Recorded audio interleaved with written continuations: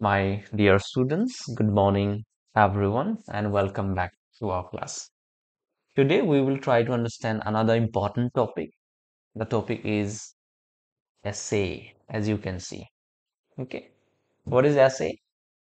Essay is a short composition in prose.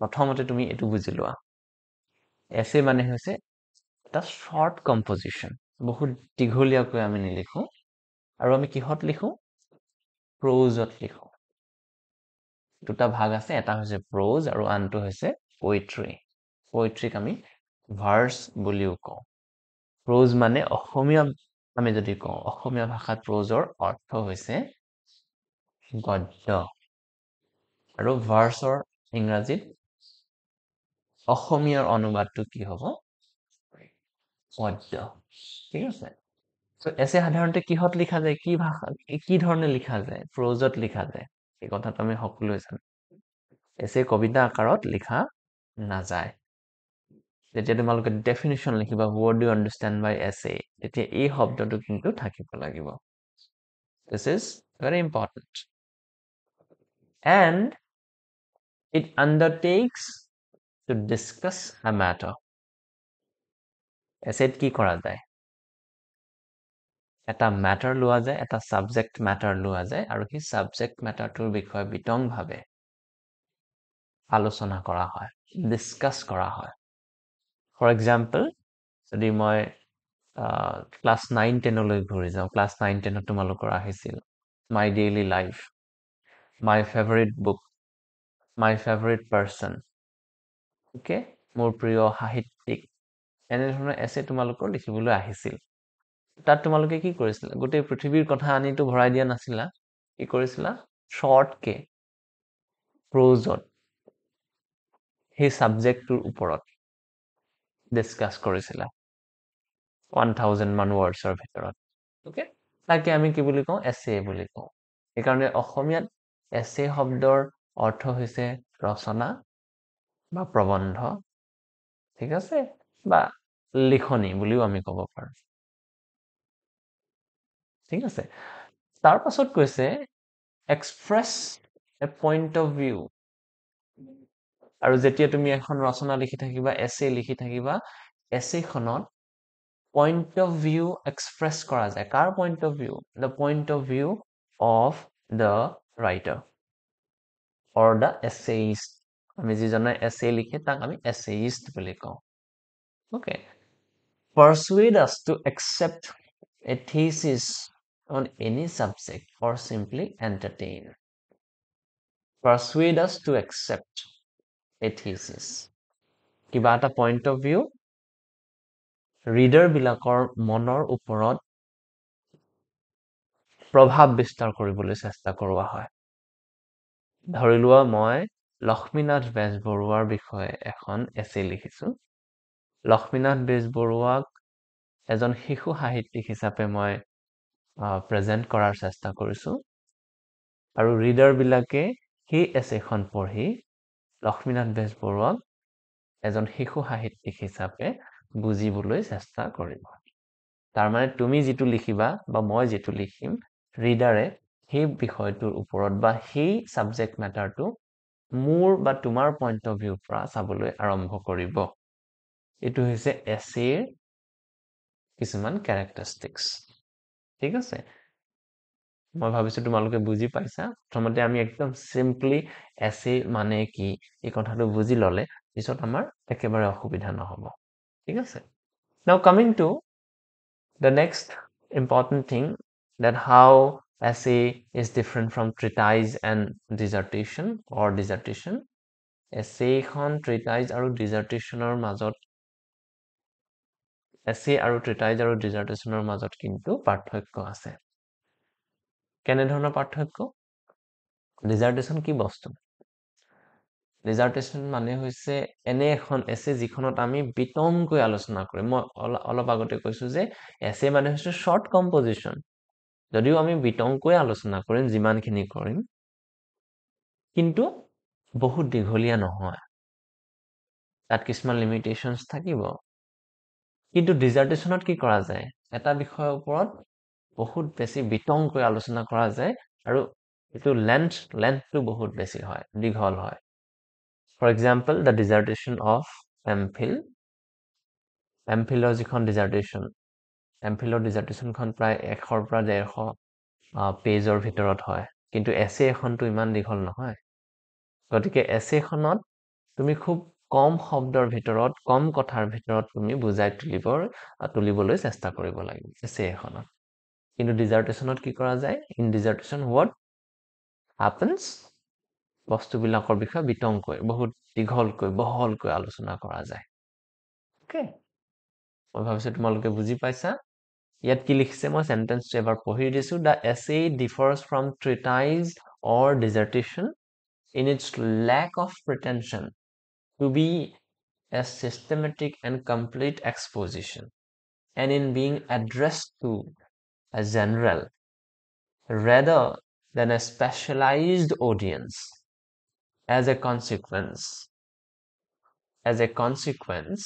the essay discusses the subject matter in non-technical fashion and often with a liberal use of such devices such as anecdote, striking illustration, and humor to argument its appeal. এই sentence কেইটা পঢ়ি তুমি কি বুজিলা? তুমি নিশ্চয় বুজি পাইছা যে ডিজাৰ্টেশ্যনত কি কৰা যায়? অলপ বহলকৈ, দীঘলকৈ আলোচনা কৰা যায়। ডিজাৰ্টেশ্যনত কিছুমান টেকনিকেল টাৰ্ম ব্যৱহাৰ কৰা যায়, কিছুমান একাডেমিক টাৰ্ম ব্যৱহাৰ কৰা যায়, যিটো এছেবিলাকত কৰা নহয়। Essays are written for the common man, okay? আৰু dissertations are written targeting some specialized audience. For example, the dissertation of an MPhil. MPhilৰ dissertation এখন ধৰি লোৱা। মই MPhil কৰিলো ধৰি লোৱা the prose writers from Northeast India। আৰু তেওঁলোকৰ লেখন শৈলীৰ ওপৰত। এই যে ডিজাৰ্টেশ্যনখন মই যিখন ইউনিভাৰ্চিটিত MPhil কৰিলো, সেই ইউনিভাৰ্চিটিখনৰ যিটো লাইব্ৰেৰী, সেই লাইব্ৰেৰীটোৰ আলমাৰীত সোমাই আছে এতিয়া। আৰু সেইখন গৈ কোনো সাধাৰণ মানুহে নপঢ়ে। কোনে পঢ়িব?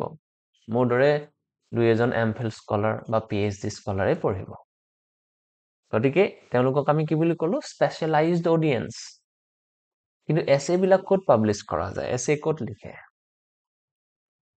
যিবিলাক আমাৰ নৰ্মেল মেগাজিনছ আছে, জাৰ্নেলছ আছে, যিবিলাক সাধাৰণ মানুহেও পঢ়ে। মই কোৱা নাই যে সাধাৰণ মানুহেহে পঢ়ে, সাধাৰণ মানুহেও পঢ়ে।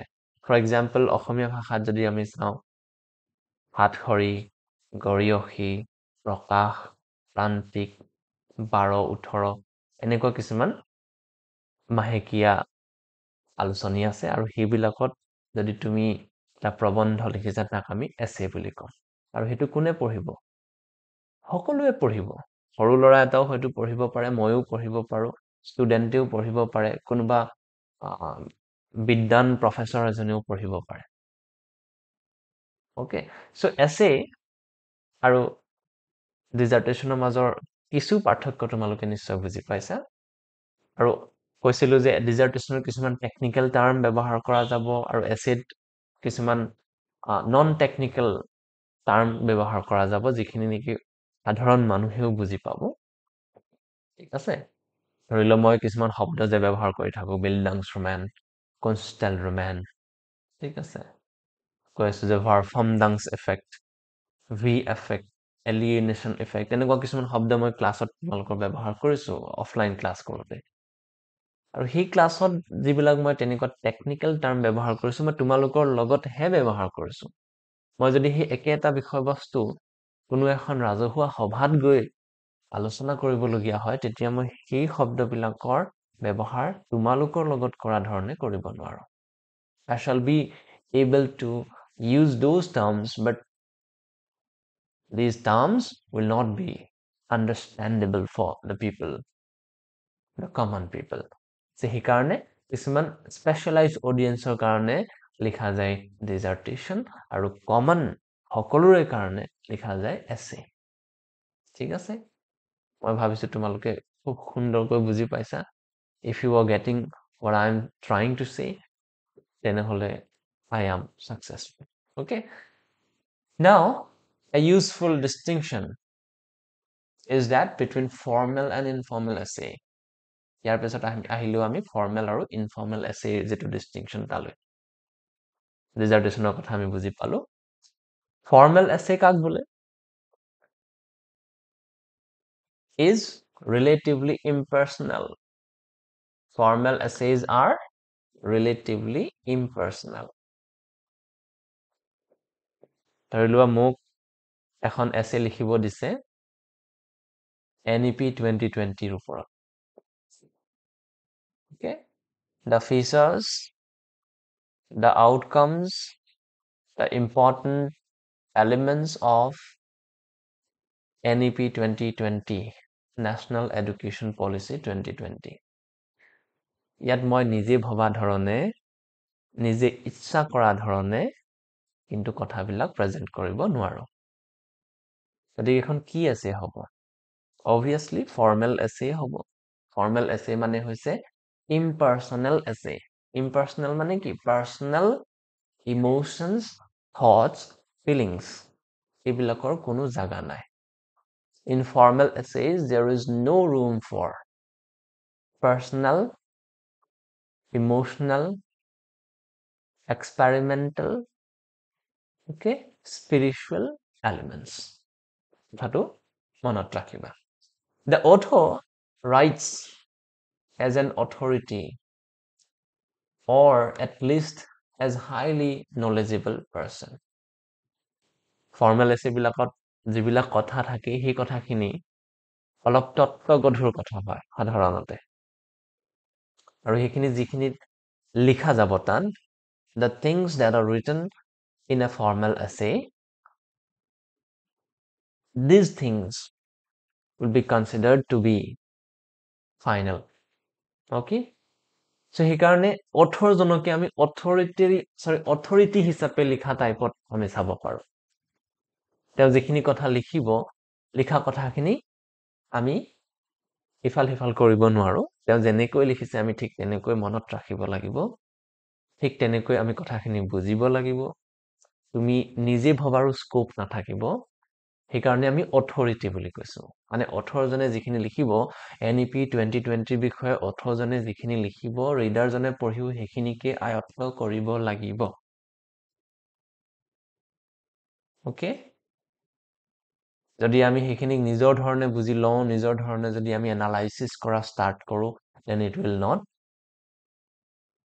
work okay also expounds the subject as an orderly way আৰু formal essay যিবিলাক subject থাকিব সেই subject খিনি orderly way maintain কৰা থাকিব খুব ভালকৈ introduction থাকিব objectives থাকিব aims থাকিব ঠিক আছে তাৰ পাছত analysis বিলাক খুব chronological orderত হ'ব coherent mannerত হ'ব কিন্তু informal essay তেনেকুৱা নহব informal essay is personal essay impersonal নহয় কিন্তু আমি চাম প্ৰথমতে যে formal essay কথা যিহেতু পঢ়ি আছো formal essay কিছুমান examples আছে examples will be found in scholarly journals as well as among the serious articles on current topics and issues in any of the magazines addressed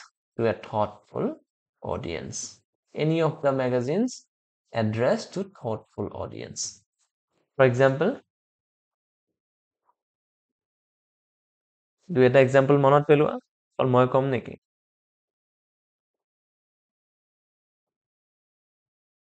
হাতখৰি গৰিয়সী এইবিলাক কালৈ লিখা যায় সাধাৰণ মানুহ হলেও থাকে আৰু ইন্টেলেকচুৱেল মানুহৰ কাৰণেও থাকে তাত কবিতাও থাকে গল্পও থাকে তাত আৰ্টিকেলও থাকে এছে থাকে গতিকে সকলোৰে কাৰণে হাতখৰি গৰিয়সী প্ৰকাশ পালে কিন্তু এনে কিছুমান জাৰ্নেল আছে য'ত মাত্ৰ স্কলাৰলি আৰ্টিকেলছ বিলাকহে পাব্লিছ হয় তেনেকুৱা এখন জাৰ্নেলৰ নাম মনত পেলোৱা কি হ'ব পাৰে? Economic and political weekly. শুনি পাইছা তোমালোকে কেতিয়াবা? Economic and political weekly, EPW। তাত ইকনমি আৰু পলিটিৰ ৰিচেণ্ট ডেভেলপমেণ্টৰ বিষয়ে খুব সুন্দৰ সুন্দৰ স্কলাৰলি আৰ্টিকলছবিলাক পাব্লিছ হয়। আৰু তেনেধৰণৰ জাৰ্নেলছবিলাকক আমি ফৰ্মেল এছেৰ জাৰ্নেলছ বুলি ক'ব পাৰোঁ। ধৰি লোৱা ৰূপকথা জাৰ্নেল অফ মাল্টিডিচিপ্লিনাৰী ছাবজেক্ট, এনেকুৱা এখন জাৰ্নেল আছে আমাৰ সাহিত্য আৰু কি বুলি ক'ম আমি, ছ'চিয়েল ছায়েন্সৰ। তাত কিন্তু কবিতা বা গল্প প্ৰকাশ নাপায়, গতিকে সেইখন কি হ'ব? স্কলাৰলি জাৰ্নেল। ঠিক আছে? এনেকুৱা বিভিন্ন আছে, আৰু আছে, বহুত আছে। অসমৰ পৰা আমি দেখিছোঁ দৃষ্টি দ্য চাইট, তাত সাহিত্যৰ খুব ভাল ভাল স্কলাৰলি কিছুমান এছে পাব্লিছ হয়। দৃষ্টি দ্য চাইট। আনন্দৰাম বৰুৱা যিটো ইনষ্টিটিউট আছে তাৰ পৰা এইখন পাব্লিছ হয়। UGC care listed journal, Anandam. Drishti the sight, UGC care listed journal. তাত কিন্তু কবিতা প্ৰকাশ নাপায়, তাত কিন্তু গল্প প্ৰকাশ নাপায়, তাত তোমাৰ পাৰ্চনেল এছেজ প্ৰকাশ নাপায়। তাত কি থাকিব? ইম্পাৰ্চনেল বা ফৰ্মেল এছেজ। সেইবিলাক হৈছে এক্সাম্পলছ। যিহেতু তোমালোকে ইংৰাজী সাহিত্যৰ ছাত্ৰ ছাত্ৰী, গতিকে you will have to write examples from English literature. You can give examples from Assamese also, from Assam also. কিন্তু ইংৰাজী সাহিত্যৰ কথা হয়তো এক্সামত আহিব, সেইকাৰণে ইয়াত দুটা এক্সাম্পলছ আছে। Number 1 is Scientific American. Number 2 is the New York Review of Books, Harper's. These are formal essays. ক্লাছটো দীঘল হ'লেও তোমালোকে খুব মন দি শুনিবা, because these things are very important. 2 marksৰ কাৰণে formal essay কি বুলি আহিলে তুমি লিখিব পাৰিব লাগিব. You will have to able to define, and then you will have to give examples. Okay, if you do not listen to my classes, then you will not be able to write. Okay, now coming to informal essay. Informal essay অলপ সংখ্যাত বেছি. Informal essay, also known as familiar or personal essay. কেতিয়াবা টপিকটো দেখাত তোমাৰ এনেকুৱা লাগিব যে চাগে ফৰ্মেল এছে হ'ব, কিন্তু ফৰ্মেল এছে নহ'বও পাৰে। ভিতৰত কি আছে সেইটোতো মেটাৰ কৰিব। Okay, the author assumes a tone of intimacy with the audience. Languageৰ ক্ষেত্ৰত ইয়াত ডিফাৰেঞ্চ থাকিব। The formal essays are written in a sophisticated language with technical terms, কিন্তু informal essay technical termsৰ সংখ্যা কমি আহিব। The tone of writing is a kind of intimate tone with the audience. Okay, tends to deal with everyday things rather than with public affairs or specialized topics.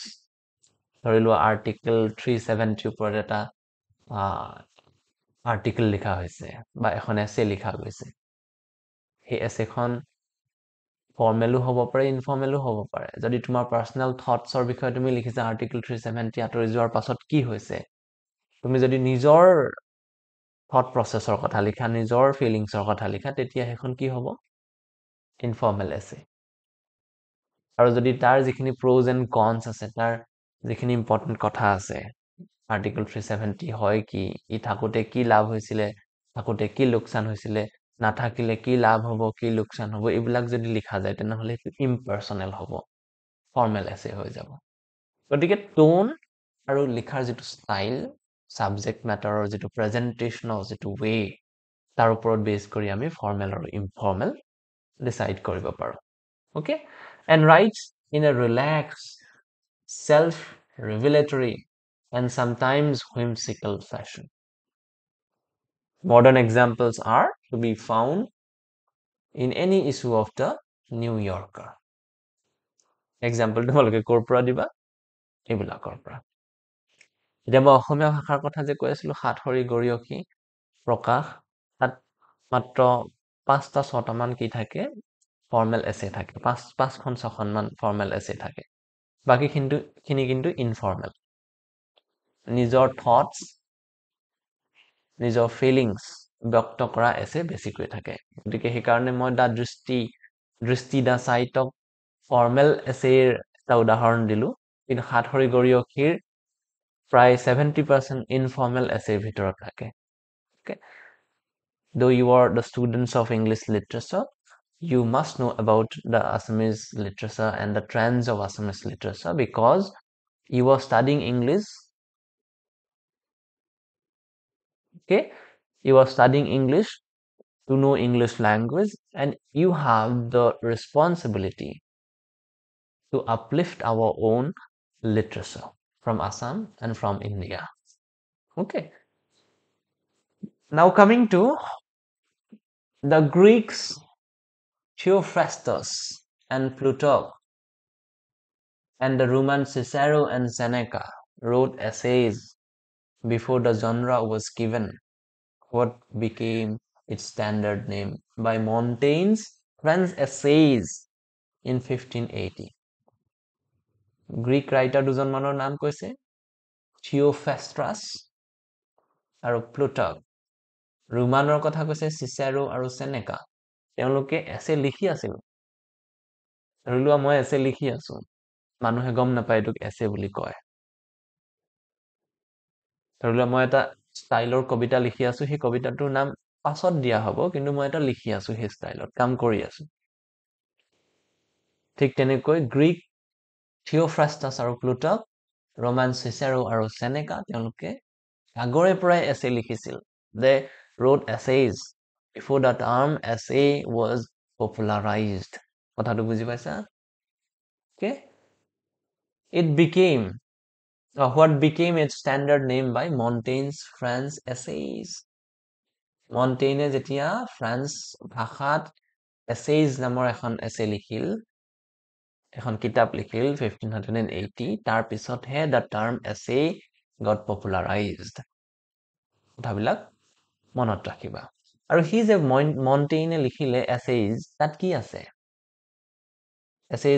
essays নামৰ শব্দটোৰ meaning কি attempts আৰু attempts মানে কি কিবা এটা লিখিবৰ কাৰণে চেষ্টা কৰিছে attempt কৰিছে এনেকুৱা হয়তো হ'ব পাৰে and was meant to indicate the tentative and unsystematic nature of Montaigne's commentary on the topics such as of illness, of sleeping, in contrast to formal and technical treatises on the same subject.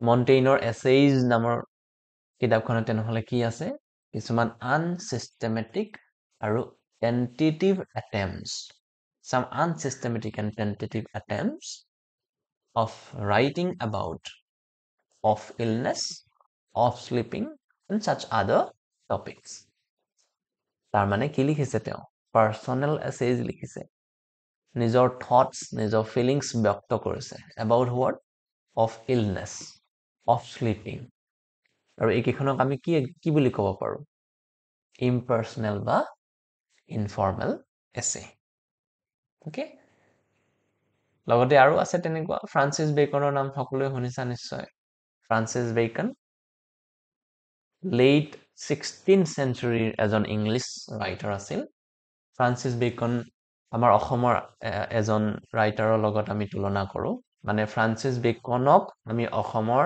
Writer এজনৰ লগত তুলনা কৰো অসমৰ ৰাইটাৰজনক Francis বেকনৰ নামেৰে আমি জানো অসমৰ Francis Bacon কাৰণ ফ্ৰান্সিছ বেকন আগত আহিছে অসমৰ মানুহজন পিছত আহিছে এতিয়া সেই মানুহজনৰ নাম তোমালোকে কোনোবাই জানা নেকি you know the name of the Assamese prose writer who is considered to be Francis Bacon of Assam. He is Satyanath Bora.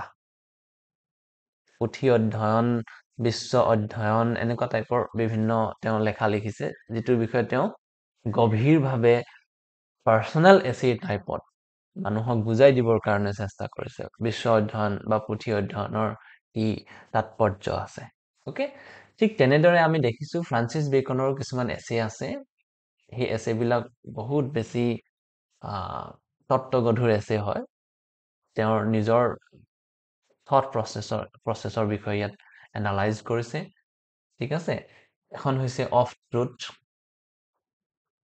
2 নম্বৰখন হৈছে অফ ষ্টাডিজ তাৰ পাছত আহিছে of love of friendship of adversity of marriage and the single life আৰু আছে বহুত আছে মাত্ৰ কেইখনমানো উদাহৰণ ইয়াত দিয়া গৈছে কাৰণ এ গ্লছাৰী অফ লিটাৰী টাৰ্মছ নামৰ কিতাপখনত যিখিনি আছে মই সেইখিনিয়ে দিছো মাত্ৰ মই ইয়াত এড কৰিছো অফ ষ্টাডিজ আৰু অফ লাভ কাৰণ সেই দুখন মোৰ পাৰ্চনেলি যথেষ্ট ফেভাৰিট অফ ষ্টাডিজত ইমান কিছুমান তোমাৰ এনেকুৱা সেন্টেন্স আছে যিখিনিয়ে তোমাৰ মন চুই যাব পাৰে very very important essays Francis Bacon এই এছে বিলাকক আমি কি বুলি কওঁ পাৰ্চনেল এছেজ কিয় পাৰ্চনেল এছেজ বুলি কওঁ কাৰণ পাৰ্চনেল থটছ আৰু ফিলিংছ বিলাক ইয়াত ডেপিক্ট কৰা গৈছে ওকে তাৰ পাছত আহিল Alexander pope adopted the term for his expository compositions in verse, the essay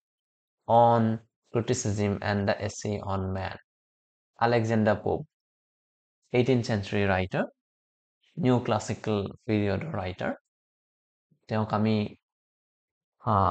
satirist হিচাপেও জানো এইখিনি কথা আমি next semesters বিলাকত পঢ়িম he is one of the best writers of the 18th century England okay আৰু তেওঁ দুখন এছে ইয়াৰ নাম কৈছে one is essay on criticism other is essay on man তোমালোকে এক্সাম্পল কেইটা মনত ৰাখিলে হ'ব পাৰ্চনেল এছে যিখিনি ইম্পাৰ্চনেল কথা আছে কিন্তু পাৰ্চনেল কথাৰ সংখ্যাটো পৰিমাণটো অলপ বেছি but the verse essay has had a few important exponents after the 18th century okay the verse essays by the American poet Robert Pinsky are rare exceptions so essays on man আৰু essay on criticism এই দুখনৰ কথা তোমালোকে মনত ৰাখিবা যদিও প্ৰজতে সাধাৰণতে আমি এছে বিলাক লিখো বা লিখা হয় তথাপি ভাৰ্চতো যে কিছুমান এছে আছে তাৰ কিছুমান ইম্পৰ্টেণ্ট কথা তোমালোকে এই কেইখন পঢ়িলে গম পাবা ঠিক আছে In the early 18th century, Joseph Addison and Richard Steele's The Tatler and the Spectator আৰু দুখন ইম্পৰ্টেণ্ট এছে তোমালোকে মনত ৰাখিব লগা এইকেইখন হৈছে জোচেফ এডিচন আৰু ছাৰ ৰিচাৰ্ড ষ্টিল নামৰ দুজনে আৰ্লি 18th centuryত দ্য টেটলাৰ আৰু দ্য স্পেক্টেটৰ নামৰ দুখন পিৰিয়ডিকেল আৰম্ভ কৰিছিল এইকেইখনক আমি পিৰিয়ডিকেল বুলি কৈছো কাৰণ পিৰিয়ডিকেলি এইকেইখন আহি আছিল ধৰি লোৱা মই যেনেকে এখন পিৰিয়ডিকেল উলিয়াও Monday art and literature weekly বহুতে চাগে দেখিছা many of you have seen and gone through the periodical that I publish weekly okay ঠিক তেনেকৈ the Tatler and the Spectator Joseph Addison আৰু ছাৰ ৰিচাৰ্ড ষ্টিল তেওঁলোকে পাব্লিছ কৰিছিল during the first half of the 18th century আৰু এই যিকেইখন পিৰিয়ডিকেল আছিল তাত যিবিলাক এছে পাব্লিছ হৈছে সেই এছেবিলাক জেনেৰেলি আমি কেনেধৰণৰ এছে দেখিছো personal kind of essays ঠিক আছে with the many successors gave to the essay written in prose and standard modern vehicle the literary periodicals earlier essays had been published in the book okay এইবিলাক ইমান দৰকাৰী নহয় মই copy কৰিলো কৰ পৰা এই A Glossary of Literary Terms নামৰ বুকখনৰ পৰা in the early 19th century the founding of new types of magazine and their steady proliferation gave great impetus to the writing of essays and made them a major department of writers' literature.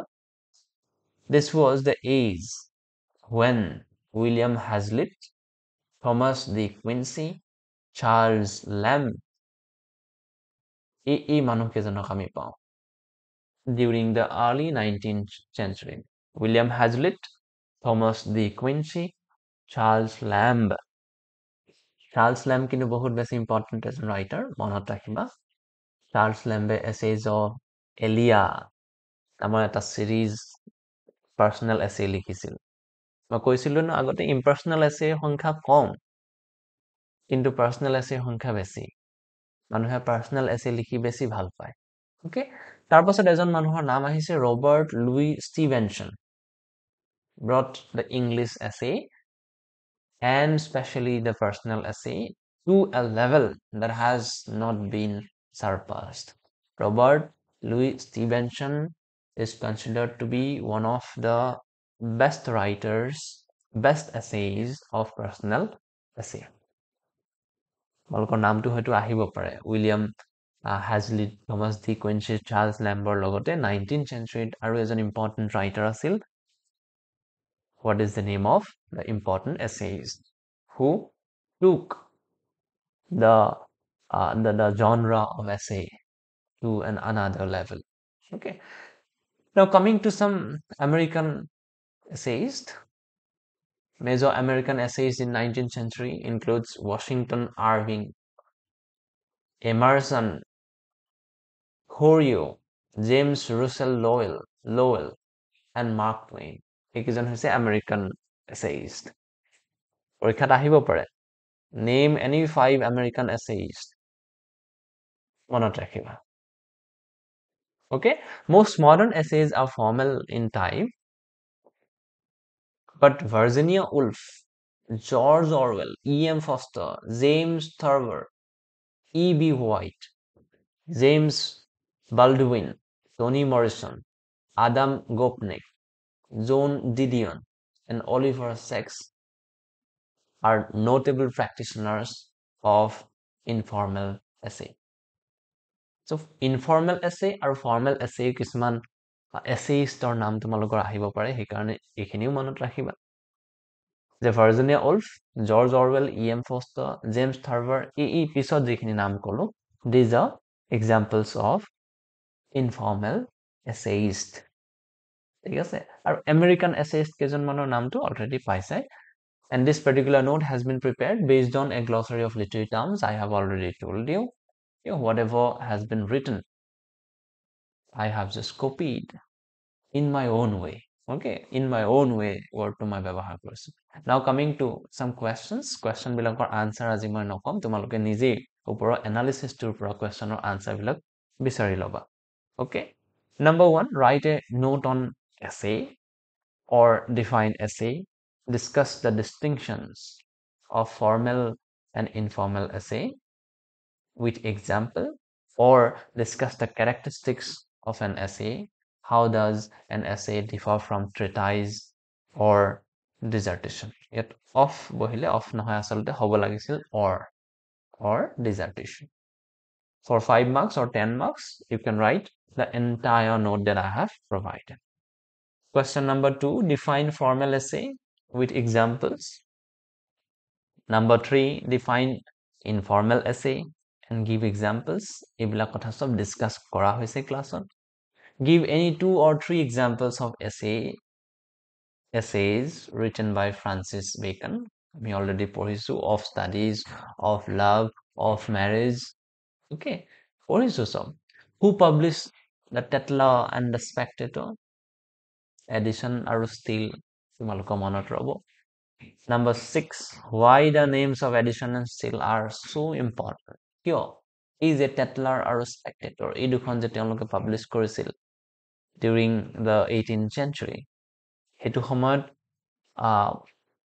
essay যিটো prose writingৰ বহুত বেছি, যিটো non ফিকশ্যনেল prose writingৰ প্ৰচাৰ আৰু প্ৰসাৰ বহুত বেছি হোৱা নাছিল। সেইকাৰণে এডিশ্যনৰ ষ্টিলৰ যিটো periodical essays আছিল, the Spectator and the Tetler, বহুত বেছি ইম্পৰ্টেণ্ট আছিল। সেইকাৰণে তেওঁলোকৰ নাম কেইটাও important. Name any 3 essayists of 19th century. Example দিবা ক্লাছৰ নোটটোৰ পৰা। Okay, who wrote essay on criticism, an essay on man, মনত আছে নিশ্চয় তোমালোকৰ ওপৰলৈ ঘূৰি যাবা name any two essays written by Montaigne give examples okay now question number 10 আৰু question আছে তোমালোকে নিশ্চয় বনাব পাৰিবা মই জাস্ট যিকেইটা মোৰ মনলৈ আহিছে মই সেইকেইটা দিছো give names of important precursors of essay from Greece and Rome 1 number বা 2 নম্বৰৰ কাৰণে এইবিলাক প্ৰশ্ন আহিব পাৰে so মই ভাবিছো আজি ক্লাছটো অলপ দীঘলীয়াও হ'ল কথাবিলাক অলপ বিতংকৈ আলোচনা কৰিলো তোমালোকে যদিও দীঘলীয়া ক্লাছ পাইছা তথাপিও এলাহ নকৰিবা you just go through the entire class 2-3 বাৰ চোৱা বস্তুবিলাক তোমালোকৰ নিজৰ কপিত নোট ডাউন কৰা দেন তুমি চাবা যে তোমাৰ এই কনসেপ্টবিলাকৰ ওপৰত কোনো ধৰণৰ কোৱেশ্চনৰ আনসাৰ ভুল নহবই okay thank you very much study very hard